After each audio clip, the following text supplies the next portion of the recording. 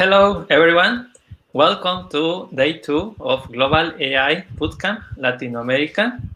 It is a pleasure to be here, and we are delighted to have you. So this event, Global AI Bootcamp, is, let's say, there are different conferences organized around the world in different cities and also online. And of course, this is under the umbrella, under the scope of the global AI community. So yesterday, we kicked out the event with like 10 sessions, 7 in the track in Spanish, 3, 4 in track in English. And it was really nice to talk with different speakers around the world, from around the world, and also with the audience. So we are really happy that there were a lot of comments, a lot of positive feedback. And of course, the most important thing is to communicate, to talk, to learn, to engage with others. So today we only have one session, and we will go and meet our speaker in a minute.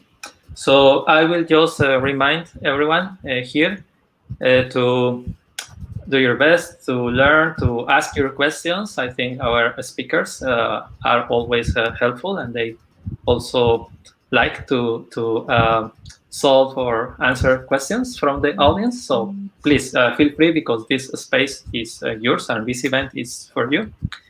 So without further ado, so let's present our speaker, Mr. Suman Kanukolu, did I pronounce correctly? Right, yeah. Okay, so welcome to Global AI Bootcamp in Latin America. Thank you. So can you talk a bit about you? Sure.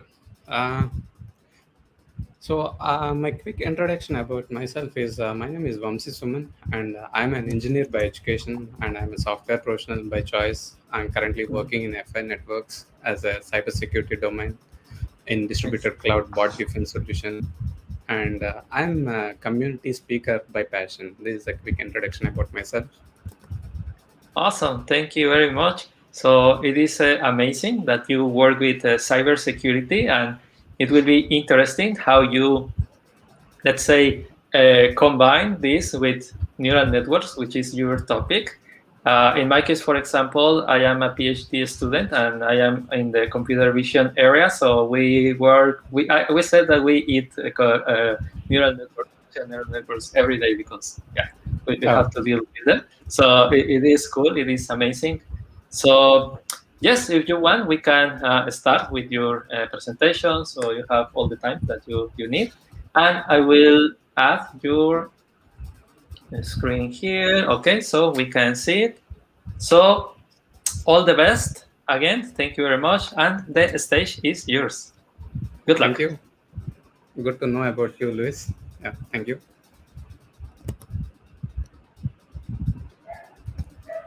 Yeah, hello everyone. Good morning and good evening, wherever you are and whatever time zone you are in.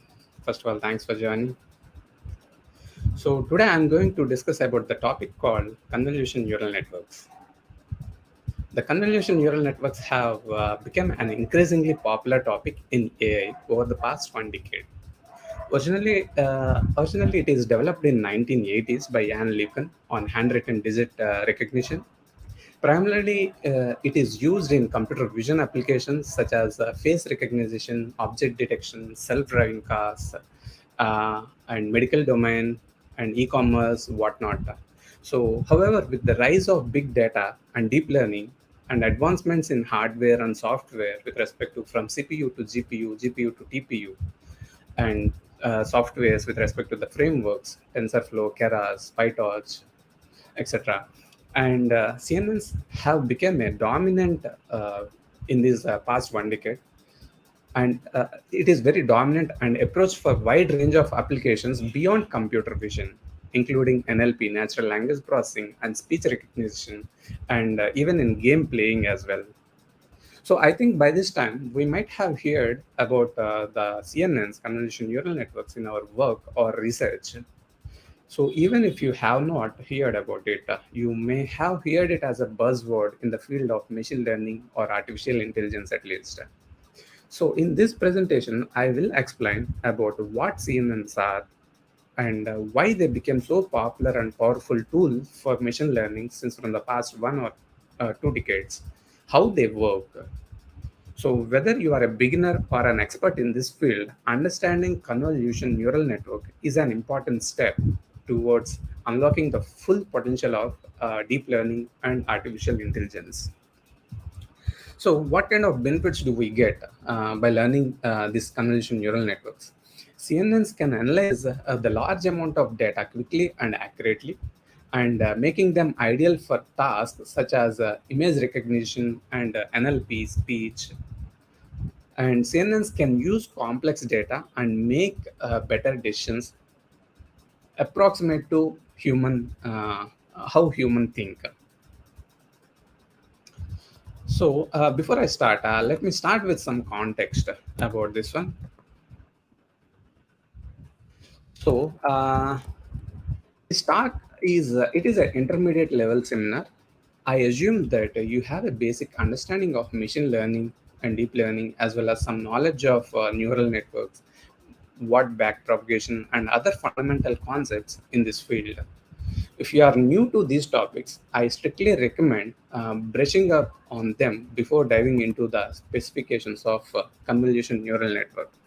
So here I do suggest for you is if you are a beginner and eagerly wanted to know about the neural networks, this is the best video which is available in the YouTube, Deep Learning for Beginners from Basics to Neural Networks.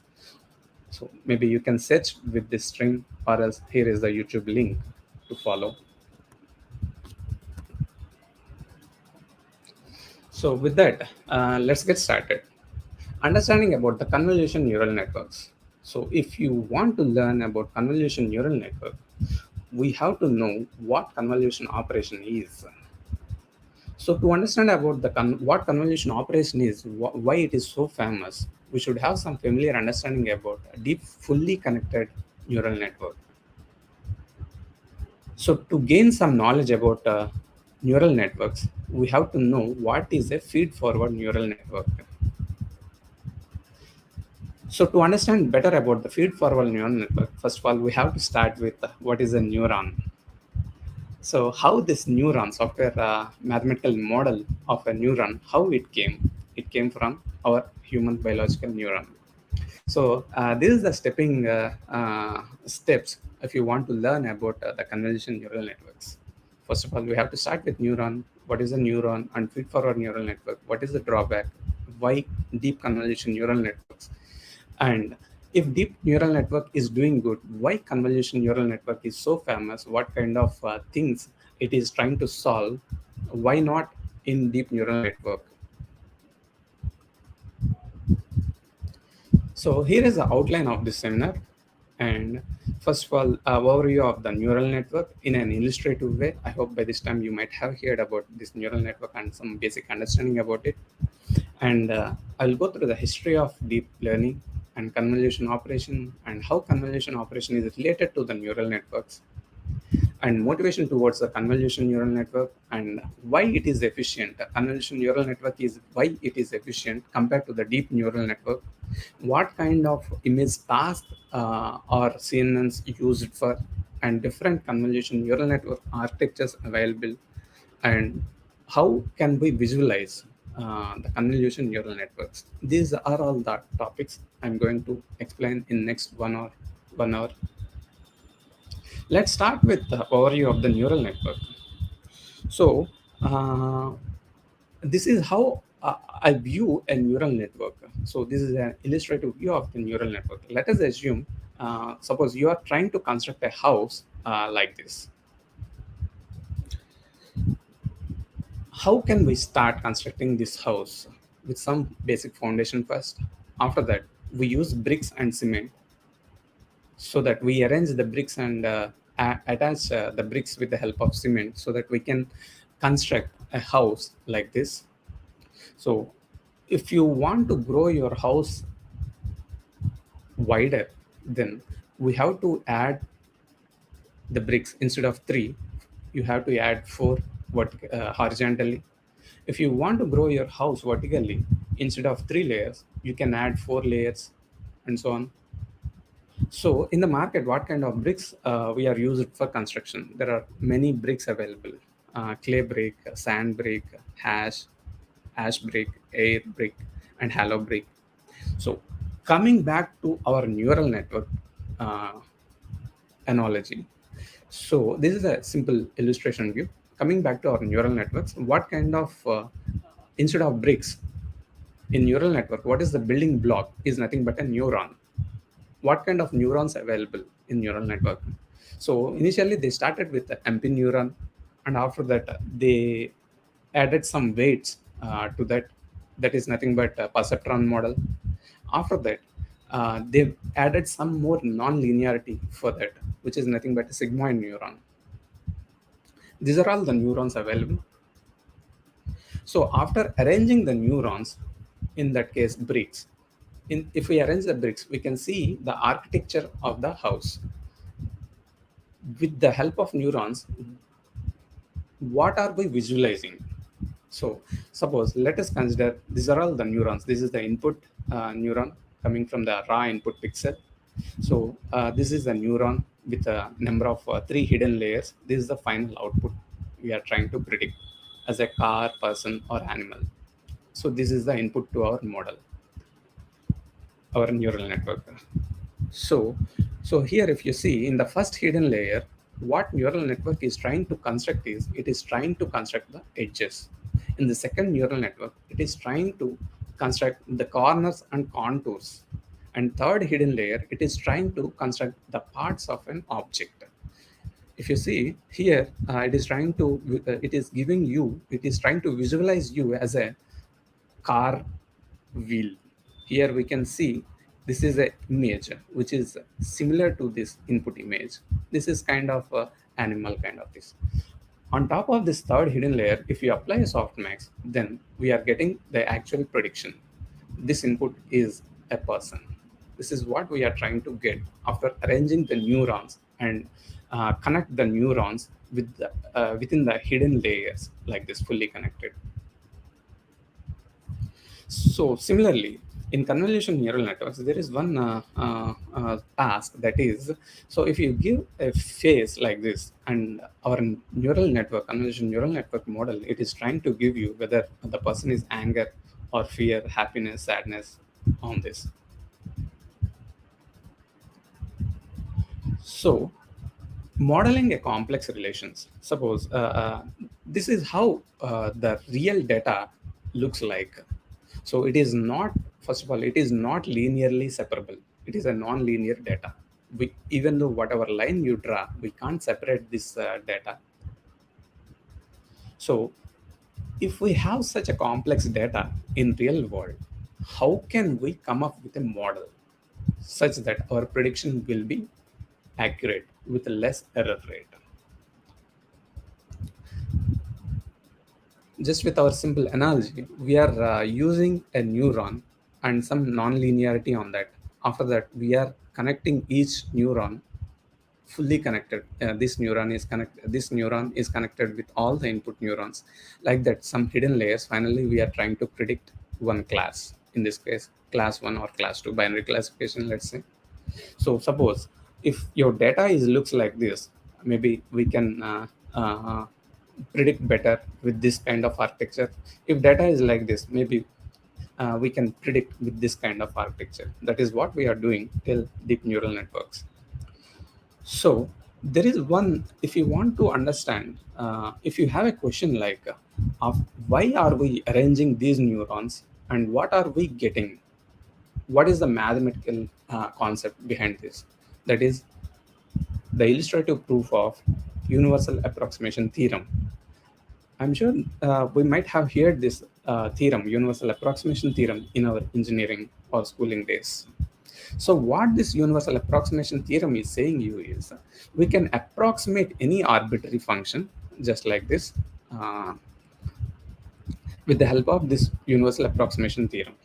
Let us say this is the input and this is the output. This is some complex relation like this in between input and output.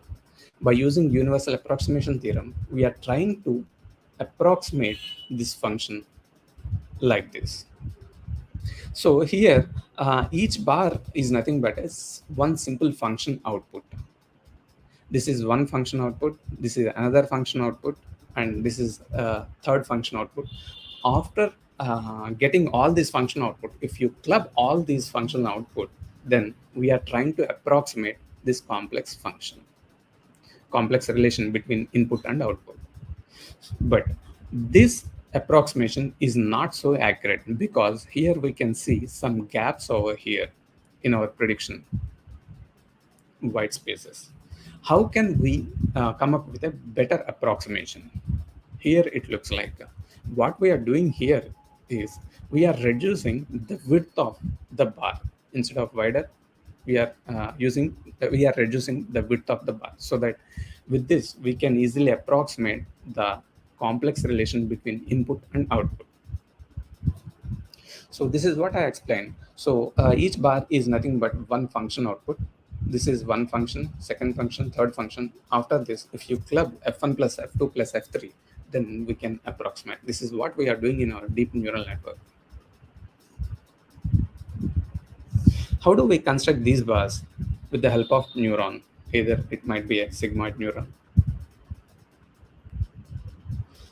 Next is I'll quickly go through the deep learning history, the progress of deep learning over the past 1 decade. Why it is so famous in past 1 decade is, so actually the deep learning journey has started in 1980s. So prior to that, universal approximation theorem and backpropagation. Backpropagation is one of the main concept widely used in deep learning, which this uses the calculus chain rule formula like this. So during this journey, 1980s and 2006, so many invents means neural network, LSTM, RNN, CNN were invented. So much work was developed over this period, but during that period, deep learning was not so success. Why? Because the lack of hardware to compute.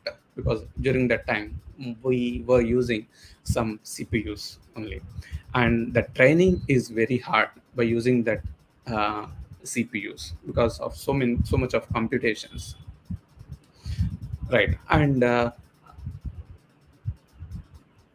when deep neural network and when the depth of the layers increases, what this chain rule is saying is, so when you compute the gradient of corresponding weight with respect to loss, let us assume this is a very small number, let's say 0.001, and this is also 0.001. When you do a dot product of 0.001 into 0.001 and some x amount, then this is very small quantity. So what is the drawback of getting this small quantity? If the gradient is small, when you use backpropagation, gradient descent rule, so how weights will be updated is using this formula. New weight is equal to the current weight minus a learning rate into this gradient value. If this gradient value is very small, then the weights are not going to update. What is that? Why? What is going to happen if weight is not going to update? If weight is not going to update, indirectly means your model is not training. So at this 2006, so the actual work has started here.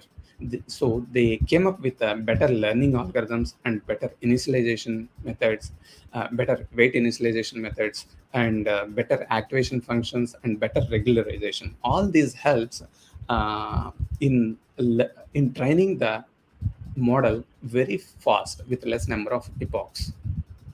So from here, people started thinking about why can't we make it better, more better. So here, from this 2006, most of the organizations they started collecting more data, and the more computing engines from CPU to GPU, GPU to TPU is evolved, and more democratization means they developed the framework PyTorch or TensorFlow Keras and make it as a public, so that people started using those frameworks. That's why deep learning journey has started, and it is very famous since from the past 1 or 2 decades. So how are they different from the fully connected neural networks? So before you start thinking about convolution neural network, so we should have some fair understanding about how it is different from the fully connected neural network. Let's say this is how the fully connected neural network, as its name indicates, fully connected. So each neuron is connected with each input neuron is connected to next layer neuron, fully connected. So what are the advantages we got from the deep neural network? Based on the universal approximation theorem, we can approximate any complex function, complex relation between the input and output, and it can be trained using the back propagation. And what are the, if it is doing good, why we have to go, why we have to look into the convolution neural network? This is the drawback we are getting from the deep neural network. So deep neural network, if you see the variance and variance bias trade-off, deep neural networks are prone to overfitting because of the many parameters. And the gradients can vanish due to the long chains. If you increase the number of layers, means depth increases, then because of this chain rule, the gradients are going to vanish, means the neurons is going to die. If neuron is going to die, nothing is going to happen. Learning is not going to, learning of your model learning is going to stop. So this is the question: can we have deep neural network which are complex with many non-linearities, but have fewer parameters and hence less prone to the overfitting? So based on this question, our entire convolution neural network journey depends. Just remember this. Can we have deep neural network which are complex with many non-linearities but have fewer parameters, so less prone to the overfitting? So to start about the convolution neural network, first of all, let's start with let's have some idea about convolution operation, what convolution operation is. So here is a small illustration to understand the convolution operation better. So let us assume there is a flight going from India to Mexico. So, and we have a device which is measuring the distance traveled by this flight over the time 0, 1, 2. And let us assume this, whatever device we are using is, let's say it is a noisy one. First of all, it started or at time 0 seconds from India source destination source, and at time t1 it travels, let's say 100 kilometers, and at time t2 it is saying 110 kilometers, but because of the noise. In such situation, how can we get, if someone asks how much distance this aeroplane flight is traveled, so our answer is initially we do average of all these distances. So average is nothing but x0 plus x1 plus x2 by 3. I'm rearranging it in different way. So, but in convolution way of thinking, right, this is a wrong representation. Why we have to give equal weightage to each time interval like this 1 by 3 fixed? Why don't we make it better? because we know we have to give more weightage to the recent reading, whatever we got, and less importance, less weightage to the previous reading, and less and lesser weightage to the initial reading, because initially we know it is not started at all at time zero. So for that, I'm trying to modify this mathematical equation into a generic one, just like this. This W0 minus 1 minus 2 represents we are giving more weightage to the current reading, less weightage to previous, less and less weightage to the initial one. So if we write this into a generic way, this is how the mathematical formula looks like. This is what the convolution operation is. So here we are using a 0 to infinity, means minus negative values. What is the case? If there is a minus 3, minus 4, minus 10, all rest of the weights are 0. This is what the 1D convolution operation looks like. If you see here, all the weights are decreasing further and further from 0.5 to 0.001. If we do weighted average of these things, just like this weighted average of these things, then we are getting this one. This is the convolution operation output. This is an illustrative view, and I hope by this time we might have seen this convolution operation in one dimension in our schooling or engineering graduation. This is how we calculated one dimensional convolution operation with the given input and some filter. This is the output. So here, if you see the filter h of n is going, we arranged it in a reverse way because we are giving more weightage to the current and less, and we do weighted average of this one. We are getting this, and finally we are arranging 1, 4, 8, 8, and 3 in two dimensions. How we are doing is the same thing. This is the generic way of representation in higher dimensions. So let's be more clear on 2D convolution operation. Let's say this is the input. Input of an image is nothing but a pixels. Let us assume input pixels are having A, B, C, D, E, F, G, H, like this. And this is the kernel what we are using in my previous thing. X of n is the input, H of n is the filter. Here it is WX, YZ. So how 2D convolution operation we are doing is, we place this kernel on top of the input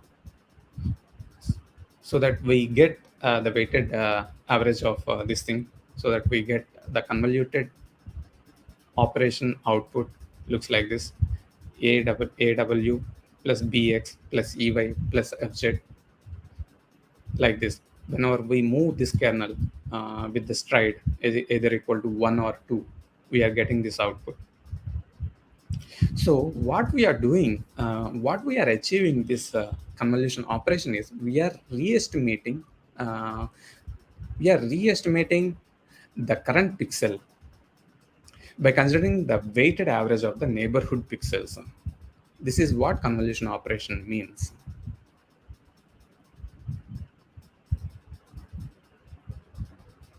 So, here are some of the examples of 2D convolution. Um, in our daily life, we are seeing our mobile images. Whenever we take a photo, the background is blurring, and when we join in a Zoom or any virtual meetings, we can make our background blur. How it is possible? We can use convolution operation over there. How can we make the image to blur? We can use the convolution filters, just like this average 1 by 9, 1 by 1, 1 by 9. If we do a 2D or convolution operation with this kernel, what we are doing is we are re-estimating the current pixel as an equal weightage, means 1 by 9, which makes the pixel intensity looks like this blur. Another example is, suppose consider the same image. if we use this kernel, then this kind of output we are getting. How we are getting this one? There is a simple math here. So if you see here, the sky is having a blue pixels everywhere. If you apply blue pixel, if you do a convolution operation with this kernel, what we are getting is 1 plus 1 plus 1 plus 1 plus 1 means 1, 2, 3, 4, 5, 6, 7, 8. 8 minus 8. The resultant convolution operation is giving you a 0. So that's why we are seeing wherever the input pixels are equal, we are able to see a 0 over here. If the pixel values are same, then the resultant convolution operation leads to 0, just like this. So gives us a non-zero value only at boundaries. If you see here, whenever there is a boundary from sky to dome or grass to here, then only we are getting a non-zero value, so that we can see the difference clearly with this. What this kernel detecting is, it detects edges. So how can we sharpen the image? So with this kernel, again, here what we are doing is, this kernel increases the intensity of the pixel by 5. Here we are using 5. If you want more intensity, you can use, you can change this number to any other number. Indirectly, what we are doing is, we are reducing the intensity of the neighborhood pixels. Here 0, minus 1, minus 1, minus 1, 0, 0. So which sharpens the image like this. Coming back to this 2D convolution with a 3D filter. So let us assume this is the input, which is having a RGB channels, red, green, blue channels of the input. And this is our filter, which is also a 3D filter. But the convolution operation that we are performing is 2D convolution. We are performing 2D convolution by using a 3D filter on top of 3D image. When we are doing this, we can move horizontally and vertically. That is nothing but a 2D convolution. Because of we are moving horizontally and vertically, that is a 2D convolution. And here we are using the depth of the filter is equal to same as the depth of the input. So after performing the convolution operation by using the 3D filter on the 3D input, what we are getting is a 2D output like this with one value. When we move this filter across all the regions with proper stride and padding, what we are getting is like this.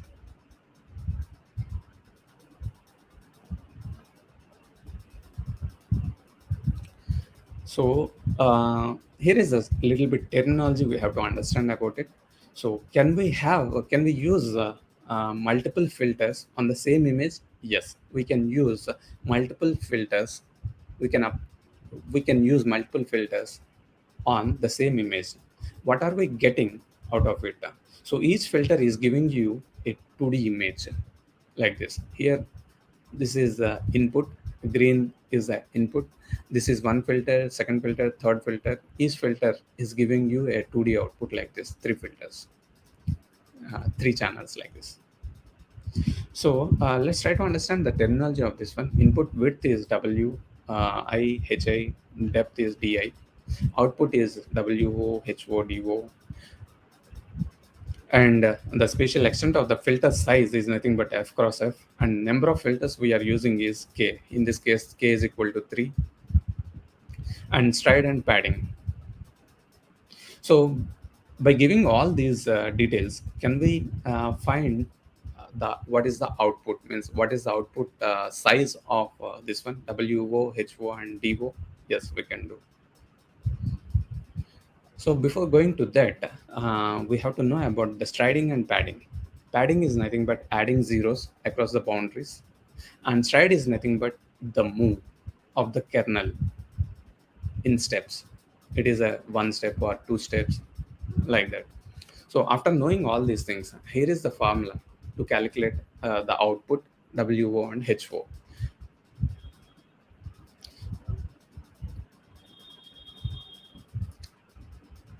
So next one is how do we compute the depth of the output? Depth of the output is nothing but is equal to how many number of filters we are using. Each filter, because each filter is giving you a 2D output.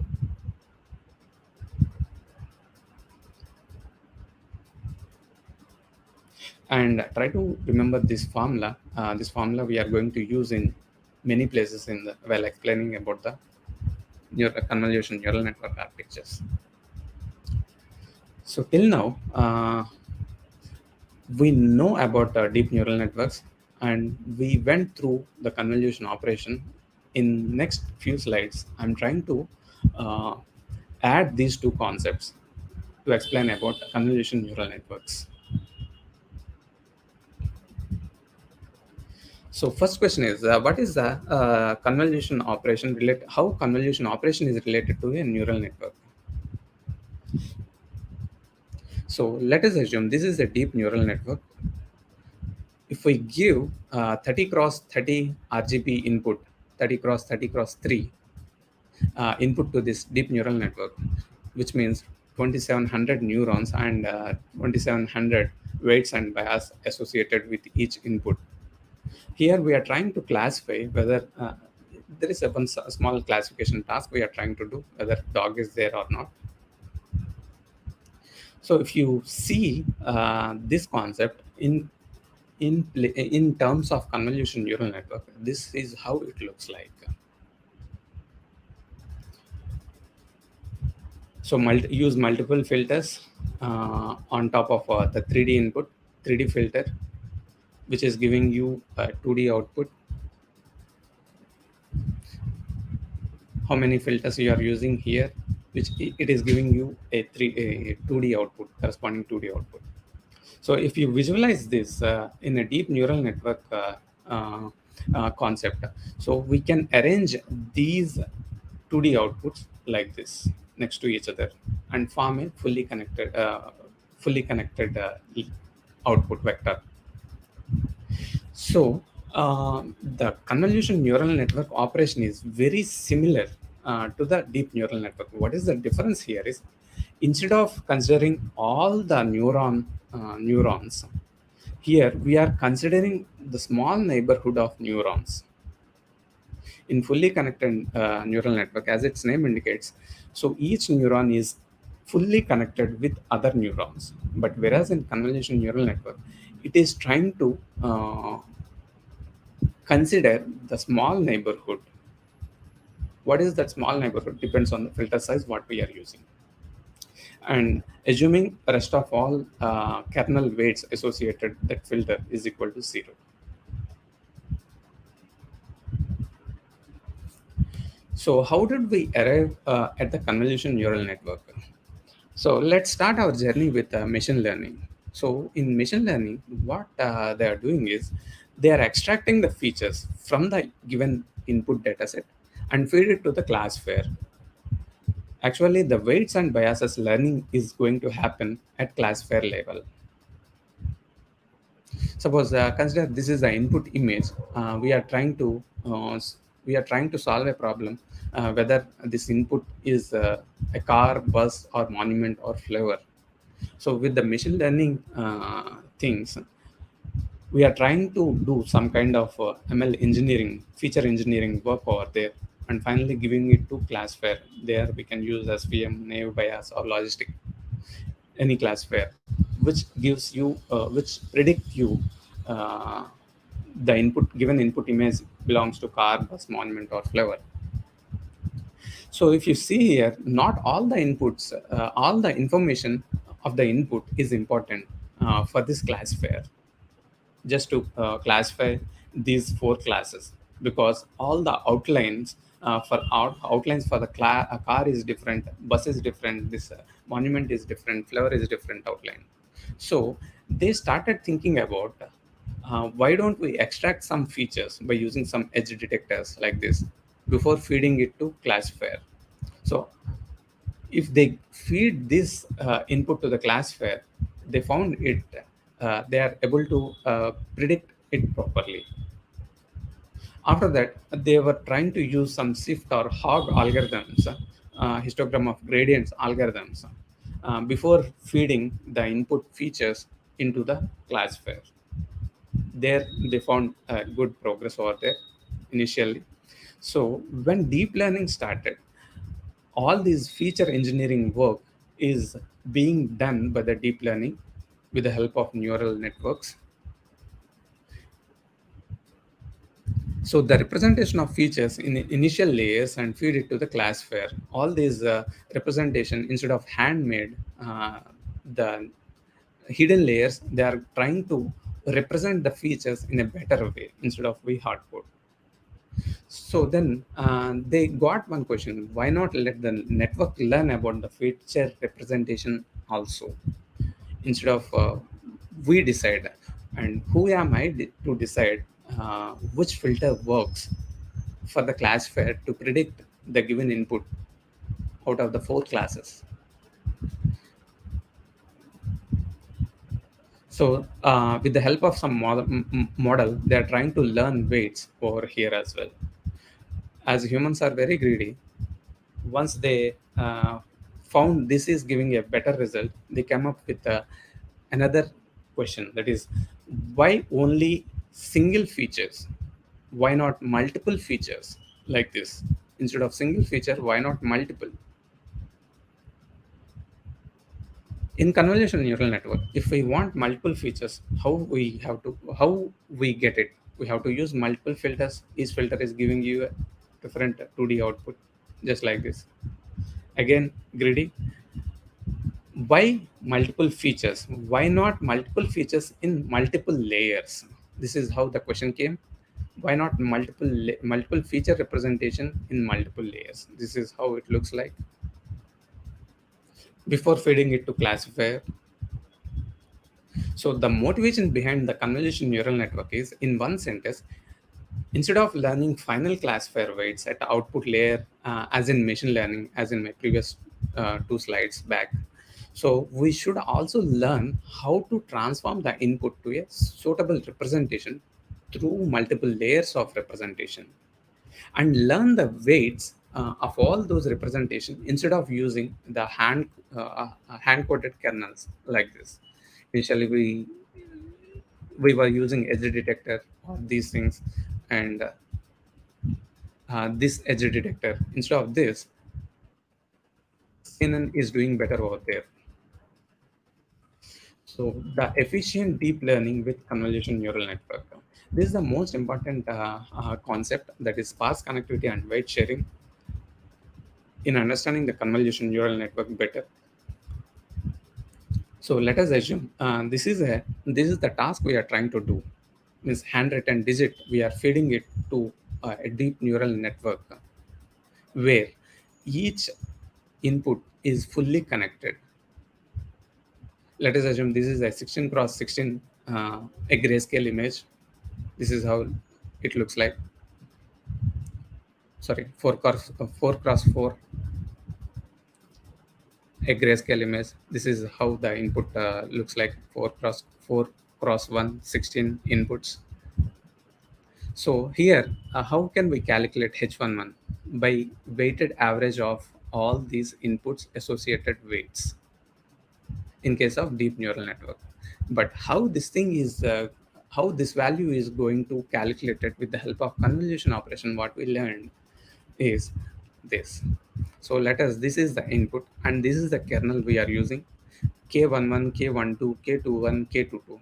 So if we do a 2D convolution operation on the given input with the help of this filter 2 cross 2, how it looks like.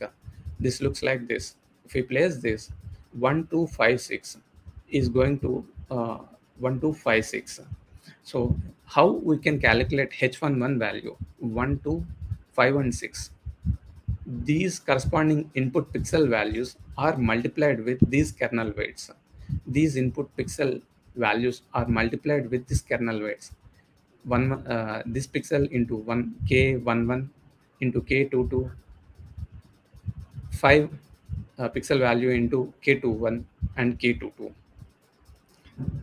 Only these 4 kernel weights are giving you the value of H11. Whereas in deep neural network, so all these weights associated are involving in calculating the value of H11.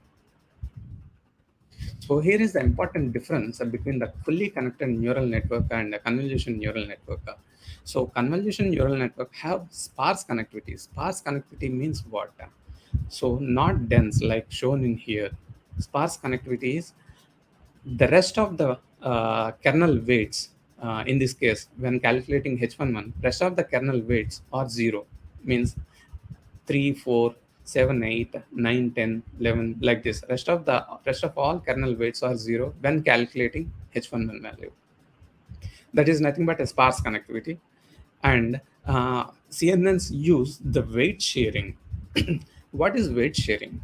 Here we are using the same kernel weights K11, K12, K21, K22 in calculating H12 as well here. Same kernel weights are being used to calculate H12 value as well in this case.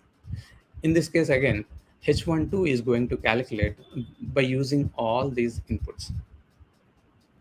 So again, this is the question I'm just asking you again. Can we have a deep neural network which are complex, many non-linearities, but fewer parameters and hence less prone to overfitting? So this convolution neural network is providing a solution to this question because of the fewer parameters. That is what we are getting from the sparse connectivity and weight sharing. Next one is before understanding about the convolution neural network architectures, we have to understand about the max pooling. What is max pooling? Max pooling is nothing but it is just look at the neighborhood and grab the most active part. Suppose here, if we place a kernel on this one, in this region, in this neighborhood region, what is the max?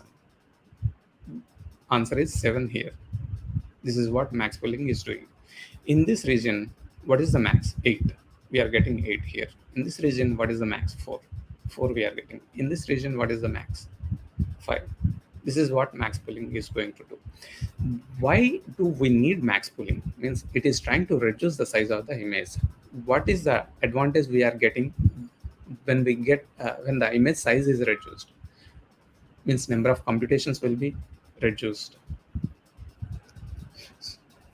So we have to use this operation whenever it is needed. Whenever computation is going to increase, we have to apply this max pooling just to reduce the image so that computation to the next layer will be reduced. How do we train the convolution neural networks?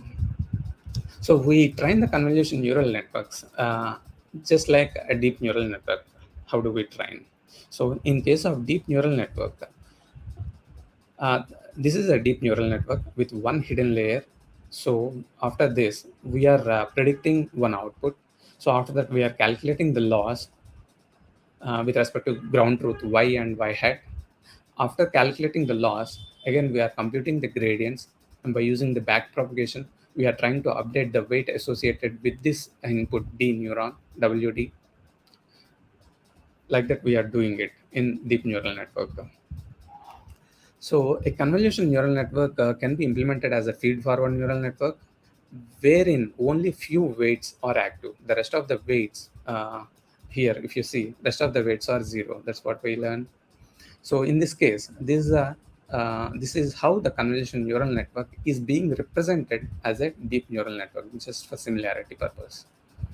So in MET, if we visualize this same image, B, C, D, E, F, G, H, I, J, I just represented this in a matrix format, B, C, D, E, F, G, H, I, J.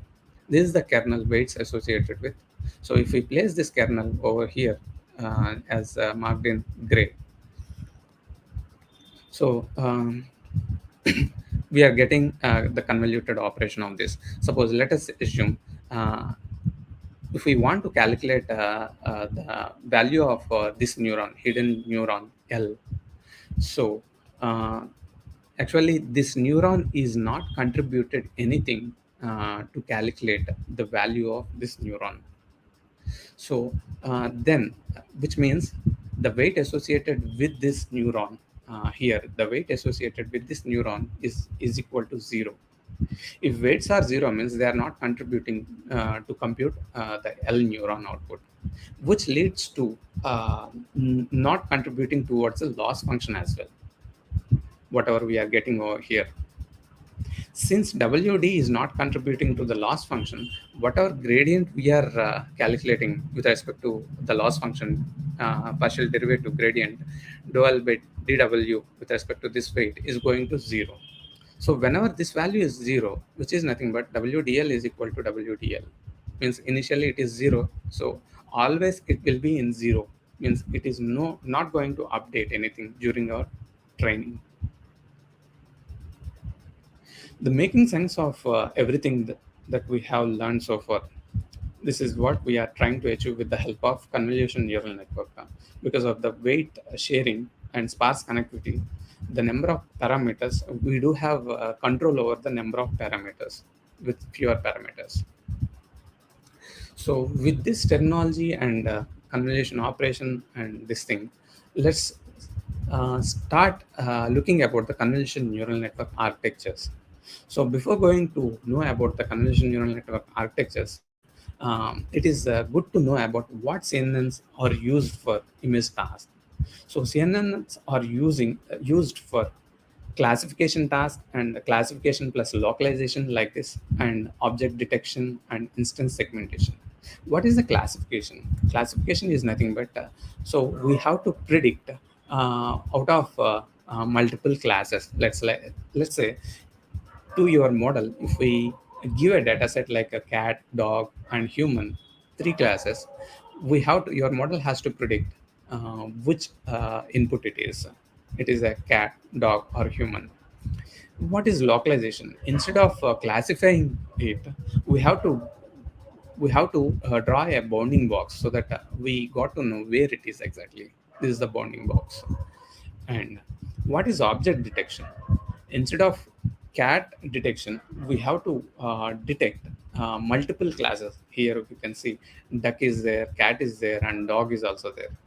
After detecting, draw a different bounding box over there so that we can detect an object from the given image. So what is segmentation?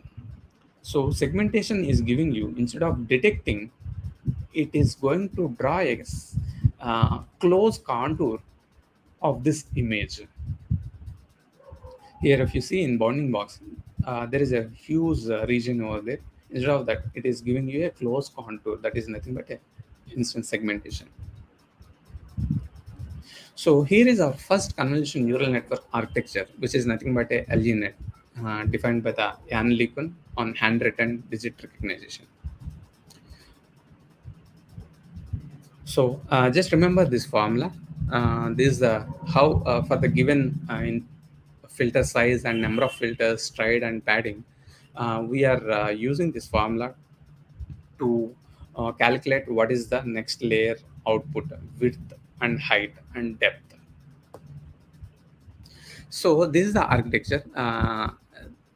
If you're familiar about Amnist dataset, handwritten digit dataset, which is of 32 cross 32 grayscale images. So 32 cross 32 grayscale is nothing but one channel, one instead of RGB, one channel.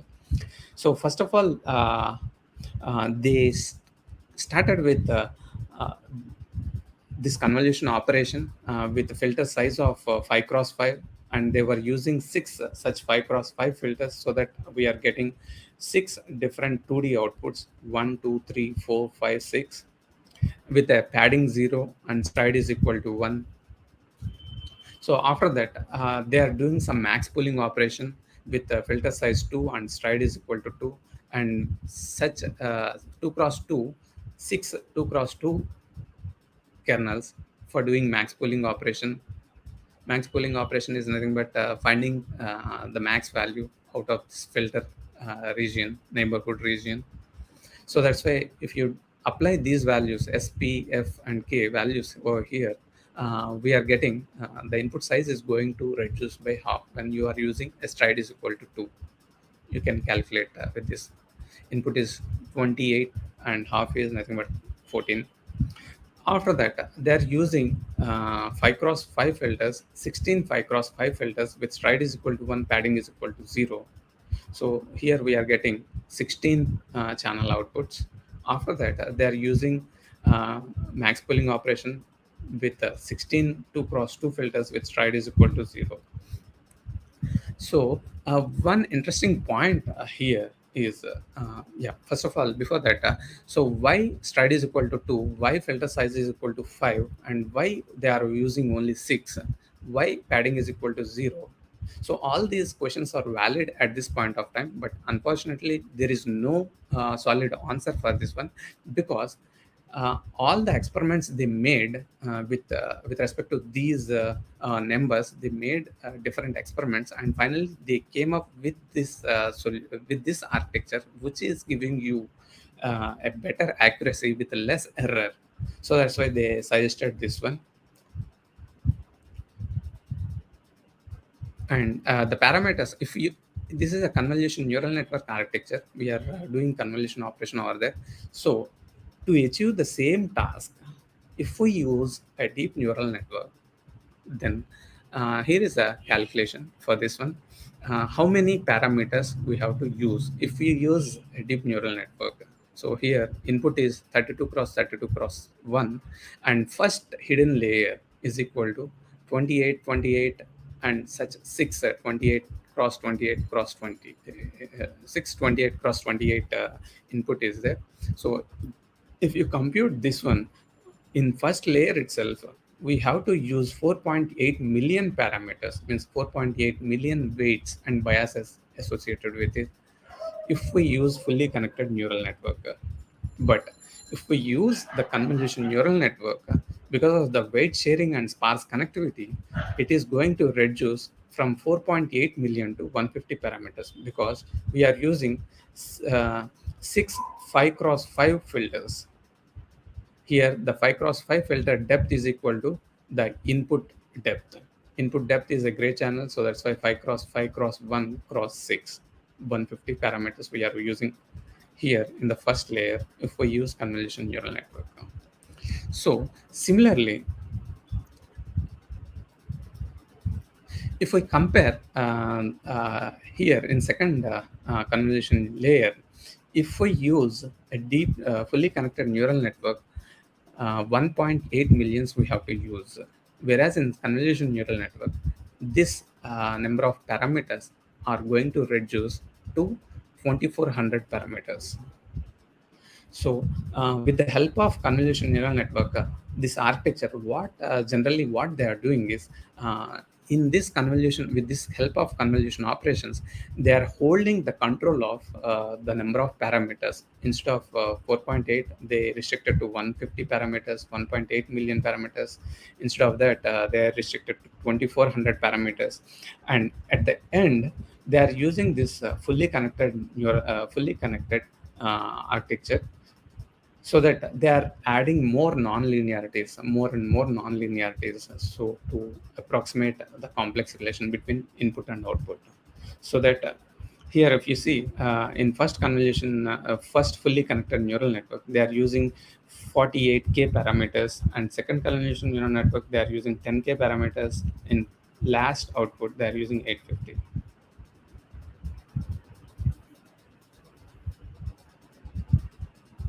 So here, if you see, here fully connected is 84 into 10 plus 10 biases, so that 850 parameters here. So what are some of the decisions that we need to need to be taken when designing a convolution neural network architecture for image task? So these are all the points to be considered when you are designing a neural network architecture. How many number of layers and how many number of filters in each layer, and what is the filter size we have to use, and what when we have to use max pooling. So because of the many experiments with respect to these things, they proposed these kind of architectures, a linear architecture. It was provided in 1980s or 1990s by Anne Leekun. And based on this, someone proposed, after playing some experimentation over these things, someone proposed AlexNet. After that, someone proposed ZFNet, VGG, GoogleNet, and ResNet as well. So if you want to try the neural network architecture since from scratch, then we have to consider all these things, and we have to go with many experimentation, many hyperparameter tuning to get the better accuracy. So instead of that, strictly I suggest you to use the standard architectures like this and do some hyperparameter tuning over there in learning rate, or different using different adding non-linearities, and come up with some architecture. So this is the ImageNet challenge. So ImageNet challenge, it is started in 2010. So what is ImageNet challenge? Here, ImageNet dataset is contains of 15 million high resolution images. So multiple 22,000 classes. So they are giving you a dataset with 1.2 million training images, 50,000 validation images, and 150,000 testing images. So they are reduces this high resolution images for this ImageNet challenge to 256 cross 256 pixels for the challenge. And initially in 2010, someone came up with provided a solution for this ImageNet dataset challenge, and he got a classification error of 28.2. So what kind of architecture they were using is a shallow architecture. Shallow architecture is nothing but, initially, as I explained in my previous slides before, they were using some feature engineering on this dataset, and they extracted some features before they feed it to the classifier. So in next 1 year, they come up with some better feature representation by using feature engineering, and before feeding it to the classifier, so that they got reduced this classification error from 28.2 to 28.8. What is this 28.2? Suppose we have to think like this. For the given 100 images, our this model is giving you a wrong prediction. Out of 100, 28 it is giving you a wrong prediction. Here 25 it is predicting wrong, means classification error is reduced. So initially, next one, from here 2012, the convolution, someone is using convolution neural network concept, and they proposed AlexNet with 8 layers. So with this architecture having these 8 layers, they reduce the classification error from 25.8 to 16.4. So in next 1 year, someone proposed a ZFNet architecture with the same number of layers. With this architecture, they got 11.7 classification error. Later, VGG architecture, someone proposed a VGG architecture. Instead of 8 layers, they increased the number of layers to 19 layers, so that they got 7.3 classification error. Means it is further reduced classification error.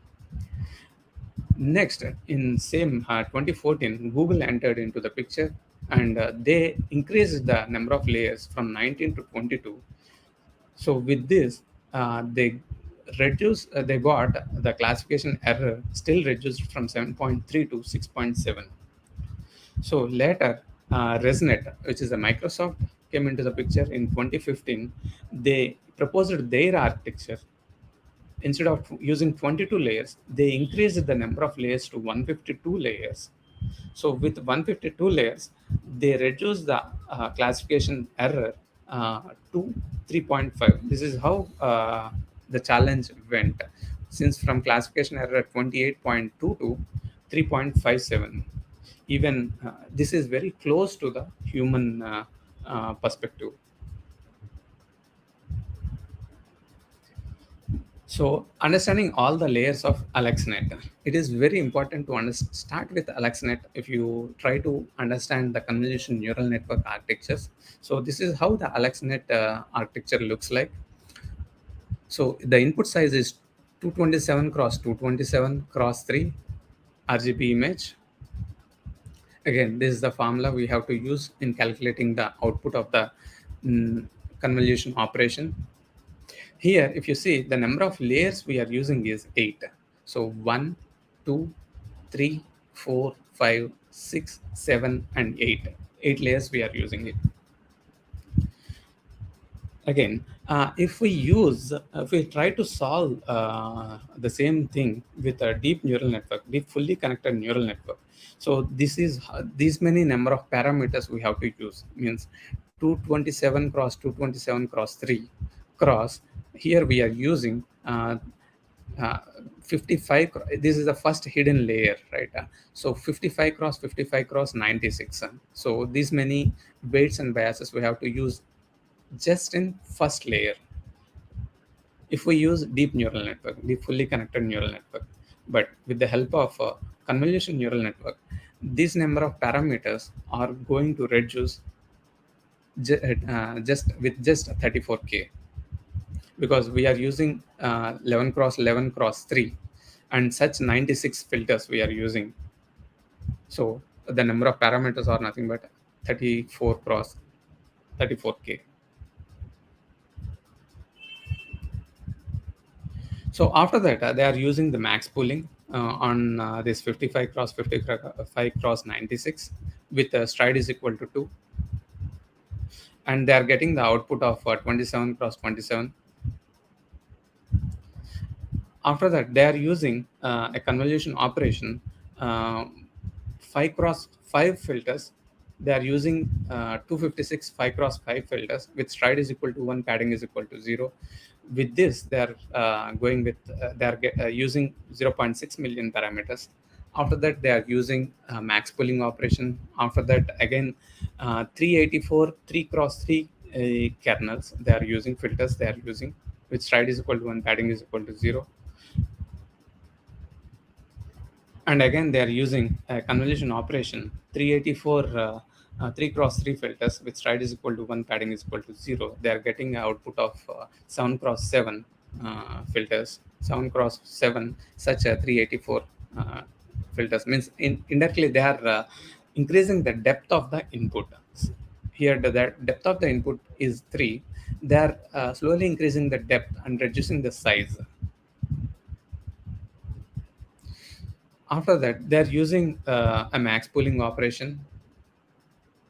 After that, again, they are using a convolution operation using 256 3 cross 3 filters with stride is equal to 1, padding is equal to 0. After that, they are using the max pooling operation. And after that, they are using the fully connected layer. So here, after max pooling, we are getting 2 cross 2 cross 256 with the fully connected layer. Here we are trying to increase the number of parameters, means more complexity we are going to add.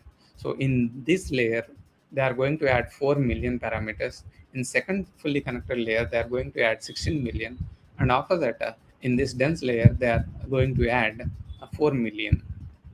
So if you see the total number of parameters in this architecture, what they are using is 27.55 million. So next one is the AlexNet. Next one is the ZFNet architecture. So ZFNet architecture looks like similar to AlexNet. So what change is here is, so here they started with 11 cross 11. Instead of using 11 cross 11, they are using 7 cross 7. Because the small intuition here is 11 cross 11 is not needed. 11 cross 11 such neighborhood is not needed to grab the input, grab the content over here. So that's why they reduced it here. So except this rounded portion, every architecture, everything is same from AlexNet to ZFNet. Here, if you see, so in layer 1, they were reduced the number of filter size from 11 to 7, which means they are reducing the number of parameters. So to 20.7K parameters they reduced. In layer number 2, 3, 4, there is no difference at all. And again, in layer number 5, they increased the depth from 384 to 512, so that the number of parameters they are going to increase. So here they increase the number of depth from 384 to 1024 and 256 to 512, and in the last layers there is no difference, layer 8 and 9. So again, if you see, the number of layers are same here. So the difference in total number of parameters between LXNet and ZFNet is 1.45 million parameters. So with this small change over here, 11 to 7 and here, so they reduce the classification accuracy from 16.7 to 11.4. After that, there is a VGGNet architecture. So this is how the VGGNet architecture looks like. So they were using, if you see the pattern over here, convolution operation with max pooling, convolution operation with max pooling, convolution after immediately max pooling. So they were using the kernel size of 3 cross 3 in the entire operation, and the total number of parameters in non-fully connected layers is equal to 16 million. Total parameters in fully connected layer here over here, they were using 122 million. Most parameters are in the first fully connected layer, in the first fully connected layer itself. And one more difference here is, instead of they are using 227, they use some transformation on the image. They reduce the size to 224. They are operating on the 224 cross 224 cross 3 image.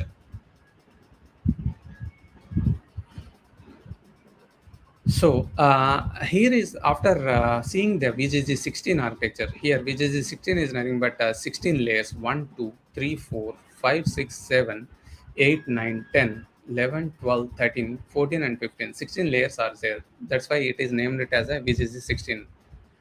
So after seeing these results, someone came up with some questions on this one. That is, why kernel size is 3 cross 3? Why not 5 cross 5? Or why not 7 cross 7 or 11 cross 11?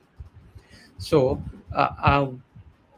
can we do something here to reduce the number of parameters in the fully connected layers here over here?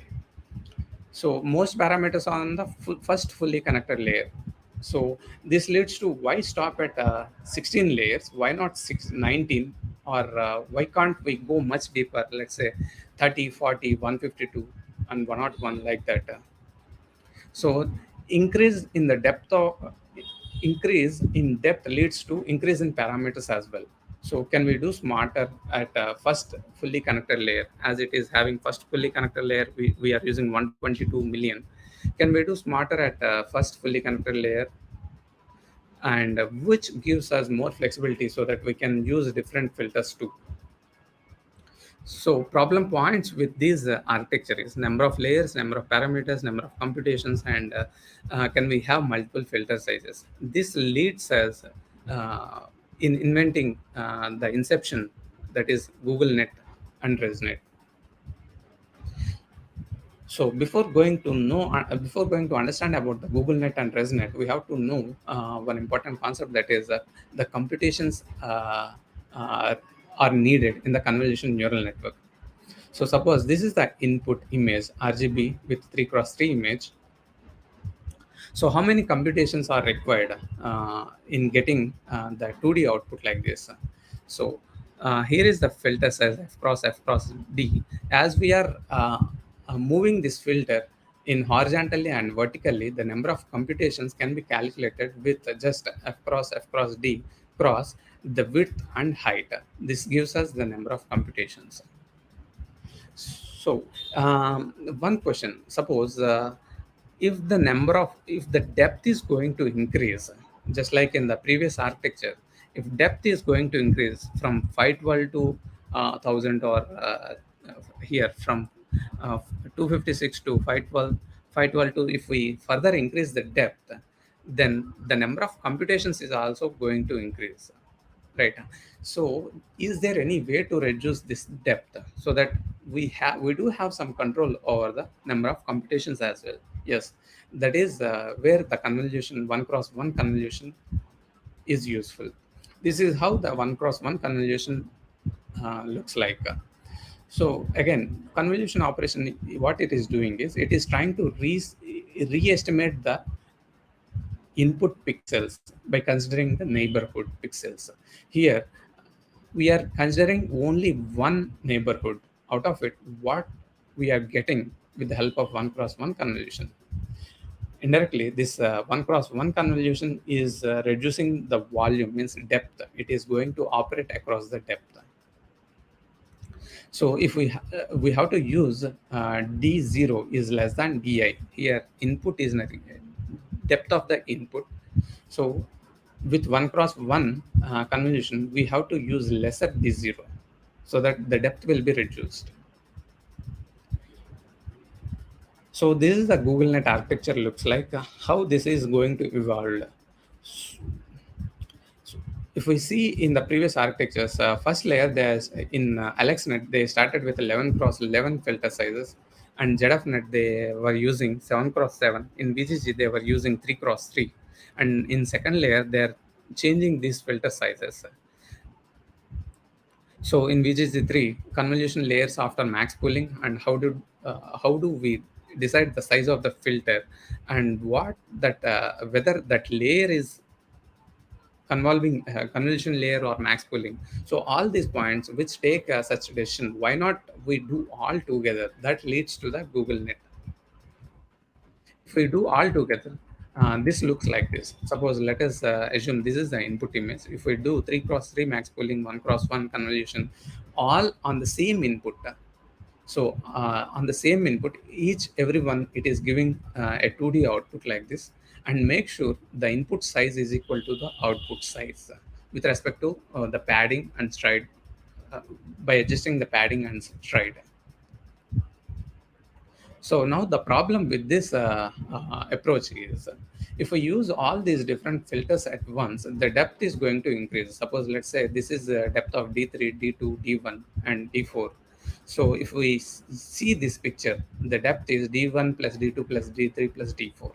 So if depth is directly proportional to the number of, if depth is going to increase, the number of computations is also increasing. This is where I just explained in the previous slide. This is where we are using 1 cross 1 convolution to reduce the depth. Now the inception module looks like this. So as in previous slide, here the problem is depth is going to increase. So by using this 1 cross 1 convolution, initially we are trying to reduce the depth. On the input, we are trying to reduce the depth and perform all the convolutions at once on the input, so that the size of the input is same as the size of the output. Here 28 cross 28 cross 256. By using this 1 cross 1 convolution and all the convolution operations, we are trying to increase the depth of this one from 256 to 448. How this 448 came into the picture? So if you see here the computation operations, here they are using 96 1 cross 1. So depth is 96 uh, 96, and here they are using 192, and 96 plus 192 plus 96 plus 64, which gives the depth of the output. This is one inception module. So here is the entire Google Net architecture looks like. So here they are operating at 224 cross 224, and convolution operation and max pooling, convolution, max pooling. Here, whatever displayed in the yellow colored 3A, 3B, 4A, 4B, C, D, E, 5A, and 5B, all these yellow blocks are nothing but inception modules, whatever I explained in my previous slide. So this 3A in first inception module looks like this, and second inception module 3B looks like this. So what is the difference between 3A and 3B? Here I highlighted the differences here. Instead of they are using 96, here they are using 190 128.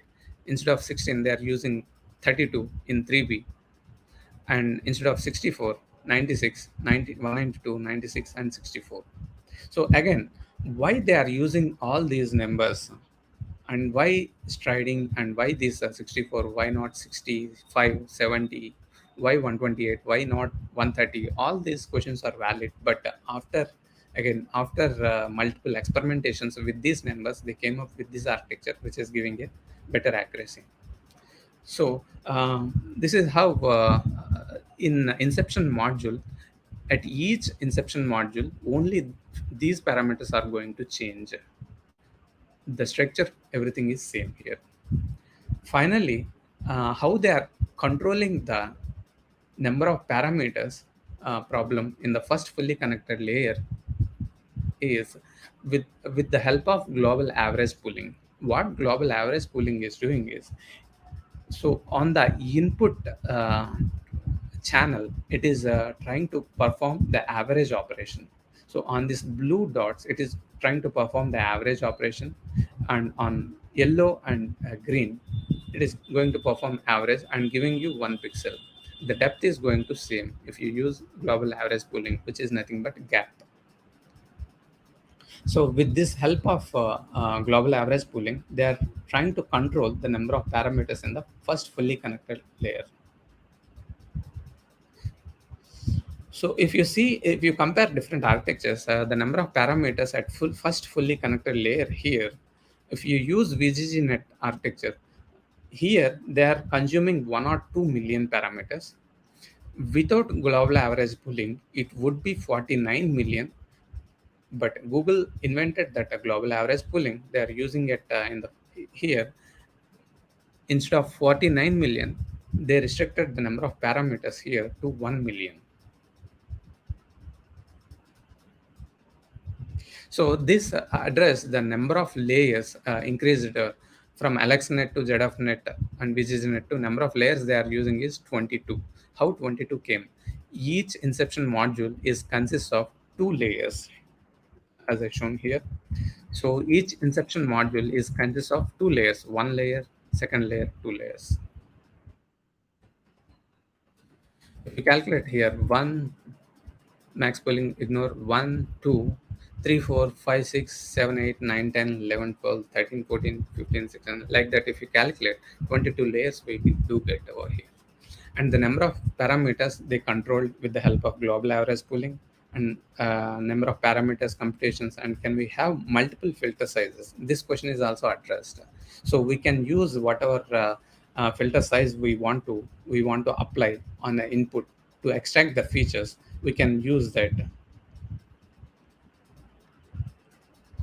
So, and it is trying to address the auxiliary loss during our training. What is auxiliary loss? So as here we increase the number of layers from 8 layers to 16 in VGG, and from 16 to GoogleNet, they are using 22 layers. If you increase the number of layers, there might be a possibility that the number of gradients might be vanished. So gradients, because of the calculus chain rule, whatever I explained initially. So if because of this vanishing gradient problem, we are not able to predict, weight is not going to update properly. If weight is not going to update, model is not able to train properly. So to address this auxiliary loss problem, what they are doing is, instead of predicting at the last layer, predict at initial layers as well. Predict a dummy output at this layer and do a back propagation, and predict a dummy output at here intermediate and do a back propagation. Whenever we do a back propagation, the weight, corresponding weight, is going to update so that it leads to predict properly. And here is a quick comparison: AlexNet versus GoogleNet. It is number of layers, 22 layers, and 12 times less parameters than AlexNet. The number of parameters are reduced, and 2 times more computations than AlexNet. But if you compare with the number of parameters and the performance improvement on ImageNet dataset, this is acceptable. 2 times more computation is acceptable. So next one is ResNet. Microsoft introduced ResNet architecture over here. So this architecture similar to VGG 19 architecture. So if you correlate this these two architectures, only the difference is highlighted in the blue block over here. What they are doing is they increase the number of layers from 19 to 34. with the help of these two. And what they're expecting is, with the increase of these layers from 19 to 34, what they thought was it may lead to overfitting, but it was not happened. If you see the training error and test error here with the number of layers, if they compare, so overfitting is not happened. What is overfitting? So the train error is less and the test error is more. That is nothing but a overfitting. But that is not happened over here. Later, why it is not overfitting? Then what they thought was they connected the layers from here to here, and here to here, and here to here. Means they just skipped these layers and trying to correlate the ResNet 34 architecture with VGG 19 architecture, but still they are not going to get the exact prediction. Then they got to know that because of the so many transformations applied, when we increase the number of layers, it is going to mess up.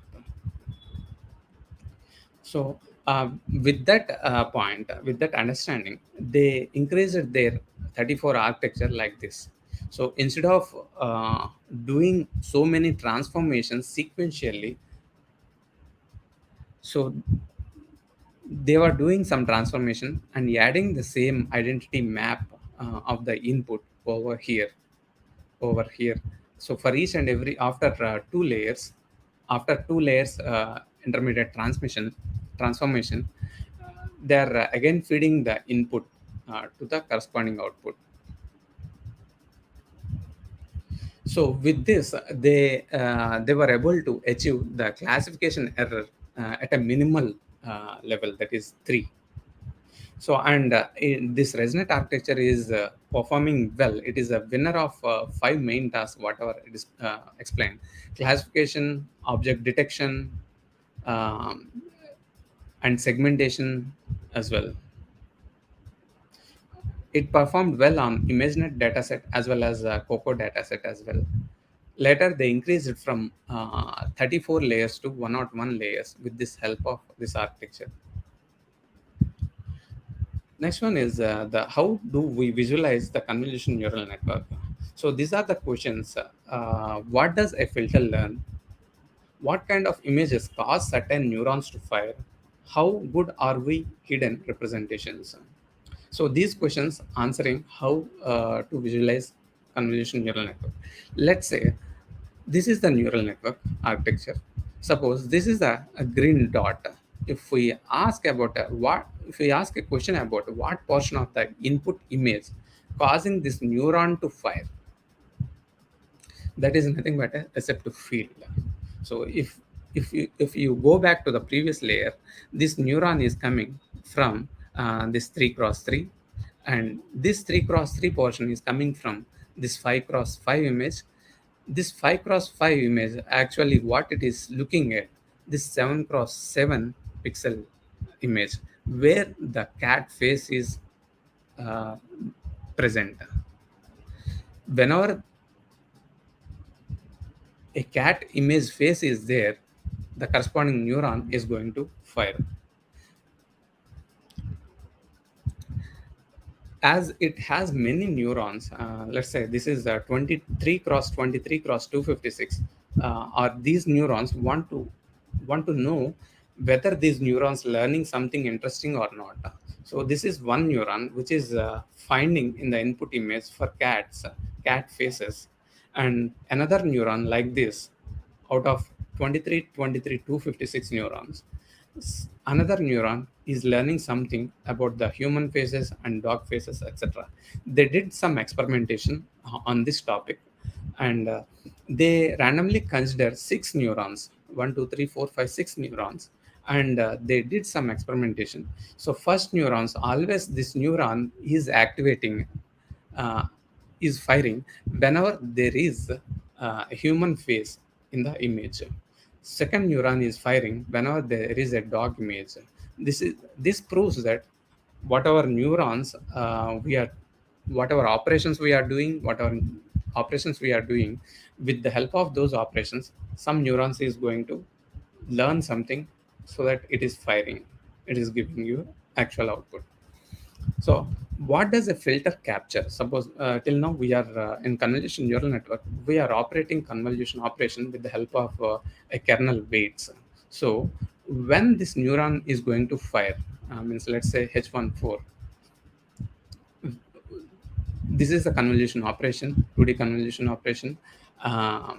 When this neuron is going to fire, W1x1 plus W2x2 plus W3x3 plus W4x4. This is giving you output of H14. This is nothing but a dot product of two metrics. Let's say W is a one matrix like this. X is nothing but one matrix like this. We can represent this as a dot product of two matrices. So which is directly proportional to the cos theta. Means angle between these two matrices, W and X. Cos theta is equal to dot product of two vectors by their magnitude of W and magnitude of X. It is directly proportional to cos theta. So if I ask you a question, then when this H14 value is high, when this H14 value is high is nothing but if a unit vector of input, unit vector of the weight is aligned with the input. The weight unit vector is aligned with the input, then only this H14 value will be high. This is what it is saying. So this comes to end of my presentation. If you have any questions, feel free to ask.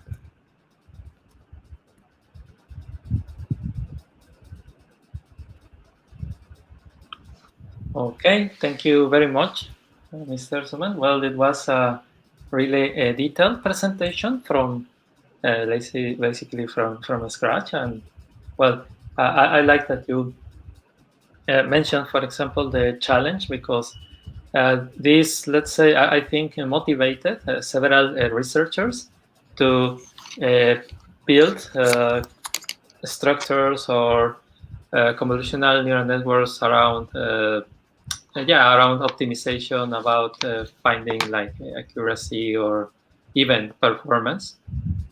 So it is really nice, those approaches and how they are now like used to I mean, as a basis or as the foundation of some research projects. And well, nowadays in research papers, well, we can find optimizations of them, even some variations, let's say, of ResNet and others, right? So yeah, it's quite interesting. It was a breakthrough. The Google Net, it was some one of the like things that sparkled everything. I believe. Yeah, I will. Let's wait a couple of minutes. Please, if anyone in the audience has a question for our speaker, it would be great. So, do you know? Let's say, have you worked with any application? Let's say, with uses convolutional neural networks, like something like from real world or something. Recently I worked on the malware detection by using the deep learning convolutional neural network resonance 34, so which is giving a better accuracy over there. Okay, good. Is this one is to identify malware according to some? Yeah. Yes. Okay. Awesome. Yeah, definitely.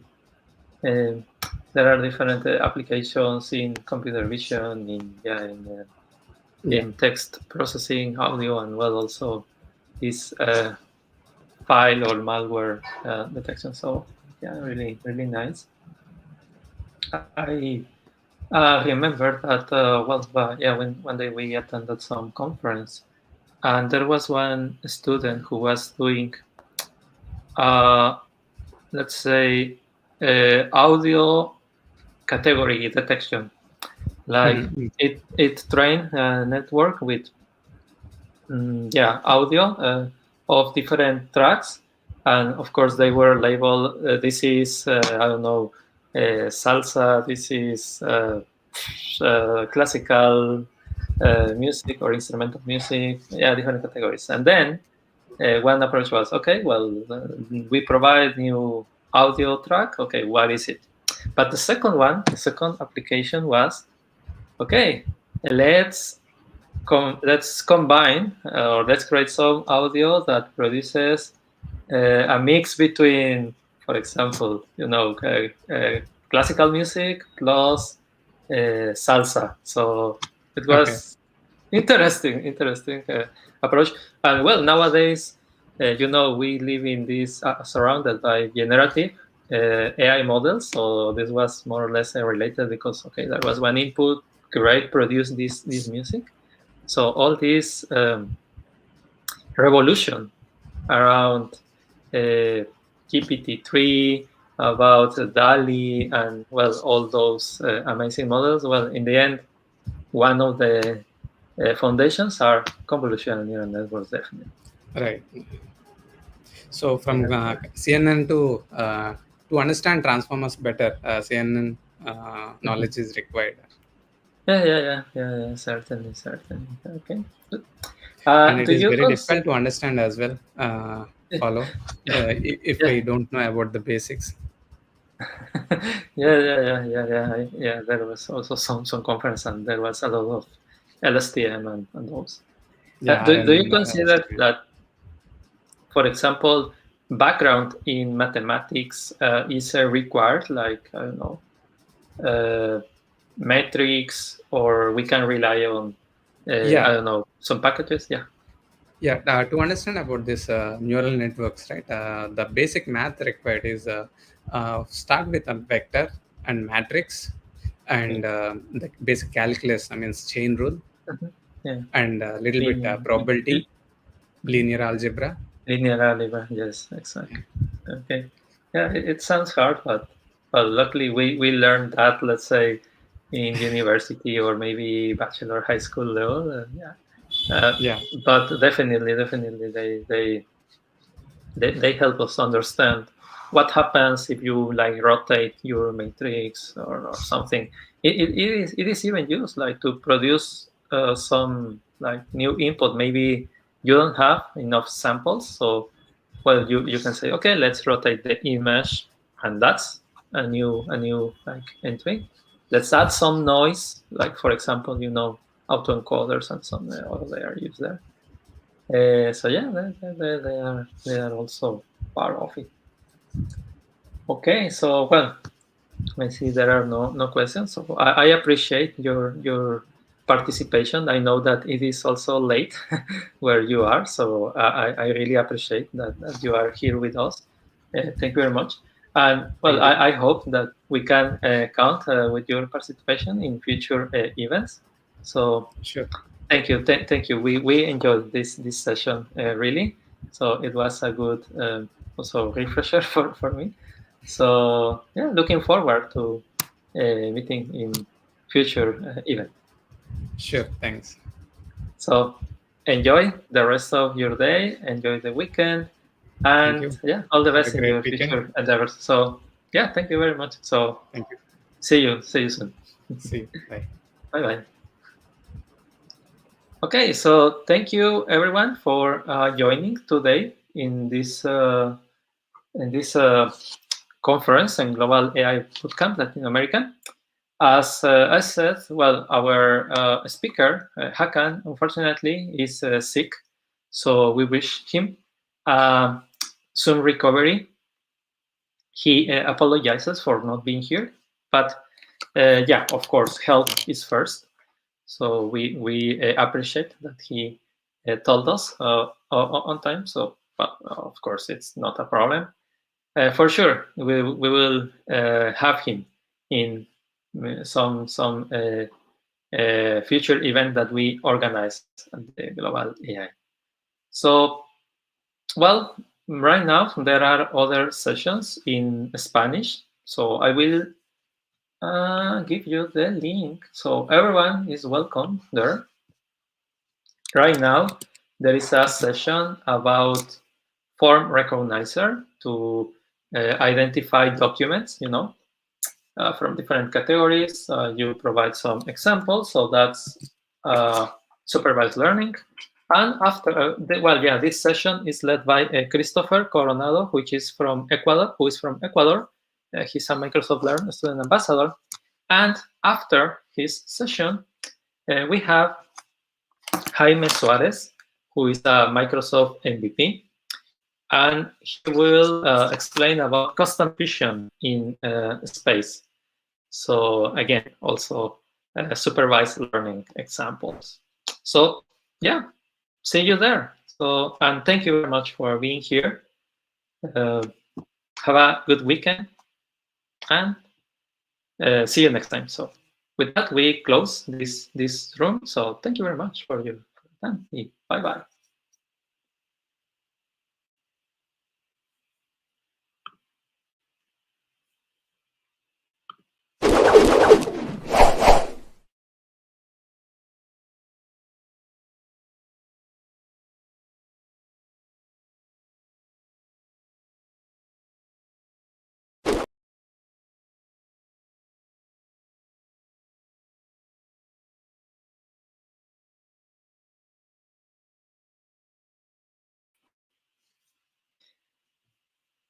Me voy a subir aquí a la stream nada más para saludar a Developerlito. Saludos, ya andamos aquí echando lata y relajo otra vez. Acabamos de estar, en mi caso eran pues, ya las 5 de la mañana. Pero estuvo bueno. Ahí en Instagram subí unas historias bueno, hay como una especie de resumen de todo lo que se hizo. Entonces, gracias por andar aquí, por pasaros a ver. Y bueno, ahorita me voy a switchar a la otra sala. Entonces, bueno, ahí sí, si gustas, pues allá nos vemos. Ahí anda alguno de tus paisanos, ahí anda Pablito Piova, que también es de Argentina. No me acuerdo exactamente. ¿Córdoba? No. Creo que es algo que está al norte, pero ahorita le preguntamos. Sale. Entonces, bueno, nos vemos allá. Sale. Gracias. Ahora sí. Bye bye.